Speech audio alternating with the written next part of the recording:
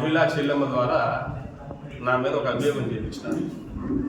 దానికోసంగా పాత్రికేయ మిత్రులు, print media, electronic media మరియు యూట్యూబ్ ఛానల్ విలేకరులందరికీ, నా సహచర అభిమానులు, నాయకులు, కార్యకర్తలందరికీ కూడా ముందుగా ప్రత్యేక ధన్యవాదాలు తెలియజేసుకున్నాను.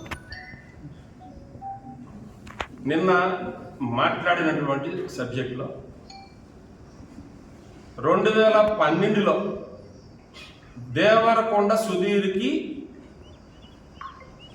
1,50,00,000 దొంగ బంగారం కొనేదానికి ఇచ్చారని చెప్పి ఆ అమ్మాయే మీడియా సమావేశంలో చెప్పడం మీరందరూ కూడా స్పష్టంగా ఉంది వీడియో. సంతోషం. ఆ అమ్మాయి దొంగ బంగారం కొనేదానికి అని ఆ అమ్మాయి ఒప్పుకుంటుంది. 2012లో ఎవరి గవర్నమెంట్ ఉంది? కాంగ్రెస్ పార్టీ గవర్నమెంట్ ఉంది. ఇది వాస్తవా కాదా? ఆనాడు నేనేమి అధికార పార్టీలో నేను నాయకుడిని కాదు, నేను సామాన్య కార్యకర్తగానే ఉన్నా.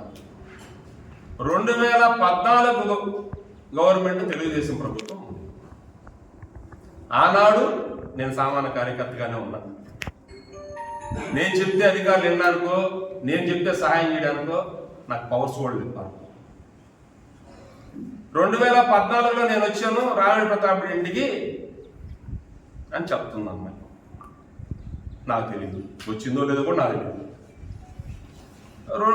ఇంకొకరు చెప్పడం 2015లో కూడా వచ్చిందంట అంటున్నారు. అది నాకు తెలిసి వచ్చిందో లేదో కూడా నాకు తెలియదు. 2017లో మాత్రం రాణి ప్రతాప్ ఇంటికి వస్తే మేము కూడా చాలా మంది నాయకులు, కార్యకర్తలు అందరూ కూర్చొని ఉంటే ఆనాటి శాసనసభ్యులు ఆ అమ్మాయి భర్త పార్కిన్సన్స్తో నరాలని చచ్చిపడిపోయి ఉంటే భుజాన్ని మోసుకొని తీసుకొని వస్తుంటే ఇట్లా దేవరకొండ సుధీర్కి 1,50,00,000 ఇచ్చిందండి కదా బిస్కెట్లకి. ఒక్కరు డిఎస్పీ గారితో చెప్తాను, ఆ అమ్మాయికి తోడు పోయేసి చెప్పిన మాట వాస్తవం. నాతో నేను అబద్ధం చెప్తాను. ఈ మాట కాణిపాకం వినాయక దేవస్థానానికి రమ్మన్నా ప్రమాణం చేద్దాం. లేదు మీకు నచ్చిన దేవాలయం, లేదు ఈ తెర వెనక సూత్రధారులు ఇద్దరు, ఒక పత్రిక విలేకరి, ఒక రాజకీయ నాయకుడు మాజీ, ఇంకెవరో ఇంకోరున్నారో ఎవరో తెలియాలా. పైన భగవంతుడికి చూస్తా అయితే ఉండడు. ఒక వ్యక్తి మీద ఎలాంటి ఆధారాలు లేకుండా నిస్సిగ్గుగా స్క్రిప్ట్ రాసి మరీ పంపించారు. ఆ అమ్మాయి పెట్టుకొని బాబు తనబడిపోతున్నా, పేపర్ చూసుకొని సరిపోతున్నా అమ్మాయి విసుక్కుమంటే. అదే జర్నలిస్ట్ క్లబ్లో చాలా మంది సీనియర్ పాత్రికేయులు, యూట్యూబ్ ఛానల్ వాళ్ళు కూడా మీరే ప్రశ్నించారు. ఇది ఎక్కడ అమ్మా ఆనాడు జరిగింది కదా, ఎందుకు కేసు పెట్టలేదు, ఇది అసలు సుకుమారుడికి ఏం సంబంధము అని మీలాంటి అందరూ కూడా అడగడం కూడా జరిగింది. అక్కడ నోట్లోంచి మాట కూడా రాలా. మేము అడిగేది ఒకటే, డబ్బు ఇచ్చింది ఎవరికి నువ్వు చెప్తున్నా స్పష్టంగా చెప్తుంది. దేవరకొండ సుధీర్కి నేను డబ్బులు ఇచ్చాను, మా ఆయన నేను కష్టపడి, మాది బంగారం అంగడి, మేము దొంగ బంగారం కొనేదానికి డబ్బులు ఇచ్చామని చెప్తున్నాం. రైట్, సరే. దేవరకొండ సుధీర్కి కానీ నాకు కానీ బహిరంగ సవాల్, ఎప్పుడైనా నా ఫోను సెల్ ఫోన్ వచ్చి నుంచి నా దగ్గర ఉండేది ఒకే ఒక్క నెంబరు.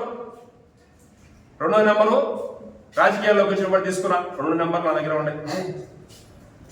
నా కాల్ డేటా లేదు.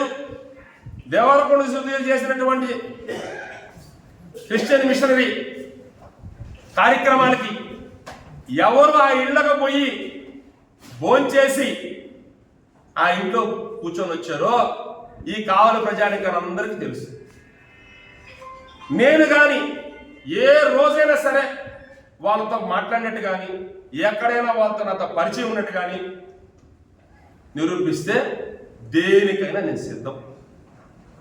వాళ్ళ చిన్నాయన సుధీర్, దేవరకొండ సోము, శశి మా అల్లూరు కాబట్టి రాజకీయంగా ఆ అబ్బాయి లీడర్గా ఉంటే అంతవరకు పరిధి తప్పితే మాకు అల్లూరులో పరిచయం. వాళ్ళకు అసలు ఈ సుధీర్ అనే వ్యక్తి నాకు పరిచయం కూడా లేదు.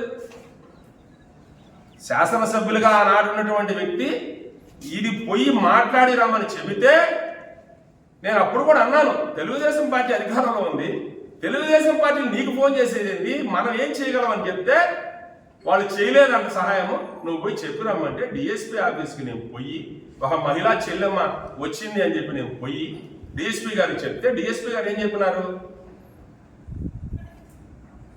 ఇది మా పరిధి కాదు సుకుమారెడ్డి గారు, విజయవాడ పరిధి, డబ్బులు అక్కడే ఇచ్చింది నా అమ్మాయి చెప్తుంది కాబట్టి కేసు అక్కడ కట్టమని చెప్పింది. ఇది క్లియర్. విజయవాడ కేసు పెట్టారు, వసూలు చేసుకో, అయిపోయింది.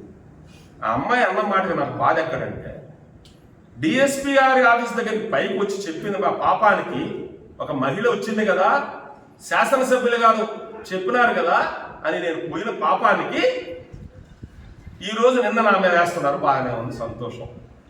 ఆ అమ్మాయి చెప్పింది ప్రెస్ మీట్లో, ఏమని చెప్పింది, అయ్యా నేను డిఎస్పీ ఆఫీస్కి వచ్చాడు, మమ్మల్ని కింద పెట్టాడు, పైకి పోయి మాట్లాడాడు, కిందకు వచ్చాడు, నాతో మిస్బిహేవ్ చేశాడు అంది. మీరే మీడియా మిత్రులే సాక్ష్యం. డిఎస్పీ గారి ఆఫీసులో సీసీ క్యామ్స్ ఉన్నాయి, కింద డిపార్ట్మెంట్ ఉంది, సెక్యూరిటీ సిబ్బంది ఉంటారు, వాళ్ళందరూ కళ్ళ ముందు నేను మిస్బిహేవ్ చేస్తే అధికారులు గమ్ముకుంటారా, నన్ను చూస్తా అన్నాడు. తెలుగుదేశం ప్రభుత్వం ఉంది, ఆనాడు నా మీద కేసులు పెట్టారు. ఆ రోజు అధికారంలో ఉన్నటువంటి పార్టీ నాయకులను గమ్ముగా వదిలిపెడతారా? సభ్య సమాజంలో ఒక నిందేసేటప్పుడు కనీసం చెప్పించే స్క్రిప్ట్లో కూడా చేతకాల పాప రాయించినటువంటి వ్యక్తులకి ఆ స్క్రిప్ట్ క్లియారిటీ కనబడుతుందా లేదా అర్థమవుతుంది అందరికి.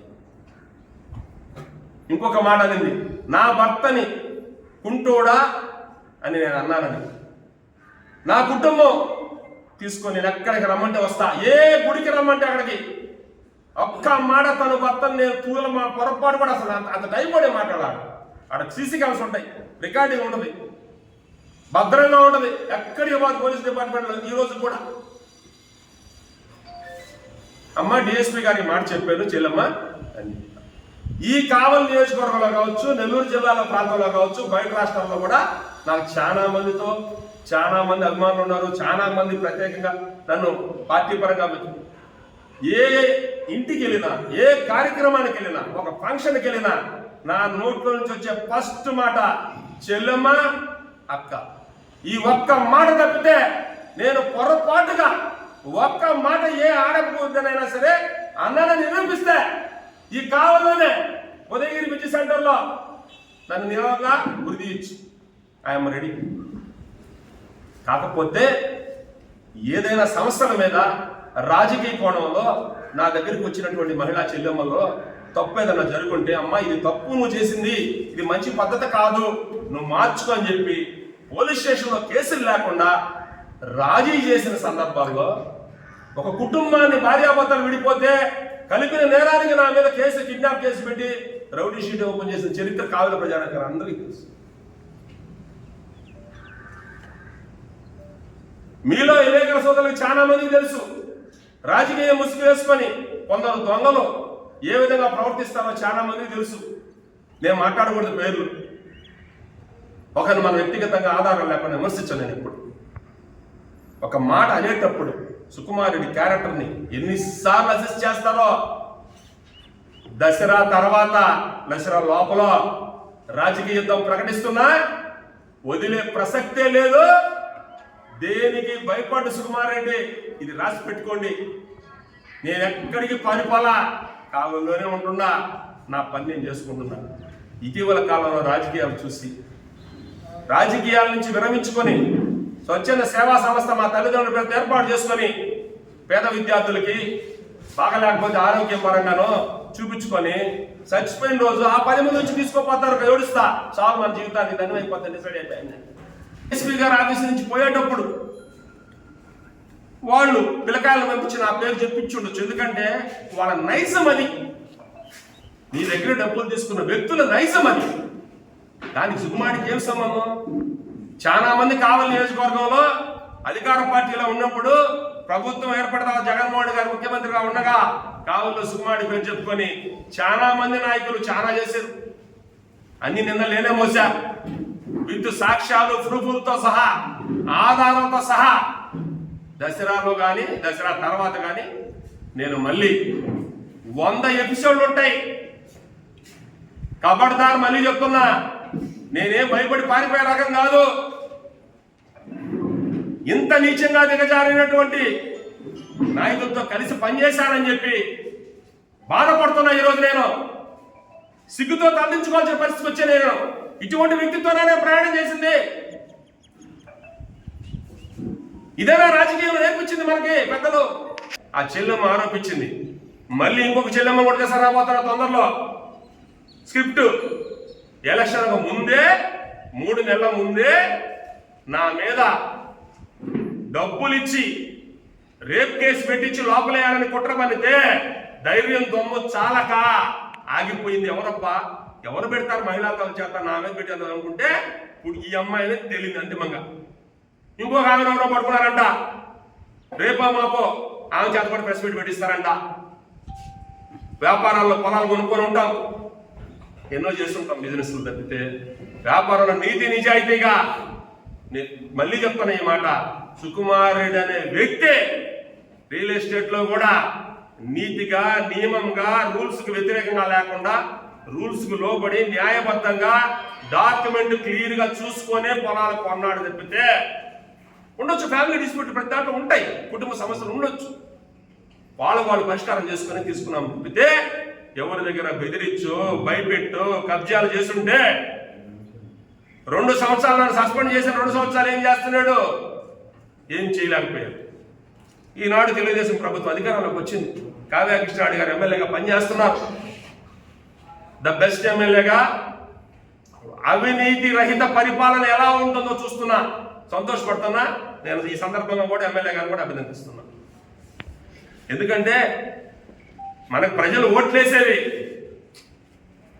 ప్రజాలను పరిపాలించమని, కానీ ఓట్లేసినటువంటి ప్రజల్ని దోచుకోమని కాదు. ఏ శిక్షకైనా సుకుమార్ సిద్ధం. నేను కోర్టులో పొరుగు నష్టం దావా వేయబోతున్నా, డిఎస్పీ గారికి కంప్లైంట్ ఇవ్వబోతున్నా, ఎస్పీ గారికి కంప్లైంట్ ఇవ్వబోతున్నా, డీజీపీ గారికి ఇవ్వబోతున్నా. ఈ తెర వెనక ఉన్నటువంటి వ్యక్తులు కాల్ లిస్ట్ బడికి తీయండి. ఎవరెవరు ఉన్నారో నేను చెప్పలేదు, డిపార్ట్మెంట్ చెప్పద్ది, ప్రభుత్వం చెప్పద్దు. నేను కంప్లైంట్ ఇవ్వబోతున్నా. నా మీద ఆధారాలు లేకుండా రాసిన ఏ విలేకరులు కూడా వదలదలుచుకోవాలి ఈ విషయం అనేది. అదైతే మాత్రం వదిలిపెట్టే ప్రసక్తే లేదు. నేను కోర్టుకి అయిపోతున్నా, పొరుగు నష్టం దావా కూడా అయిపోతున్నా, లీగల్గా నేను ప్రొసీడ్ అవుతున్నా. మీ అందరికీ కూడా తెలుసు కాగల చరిత్ర.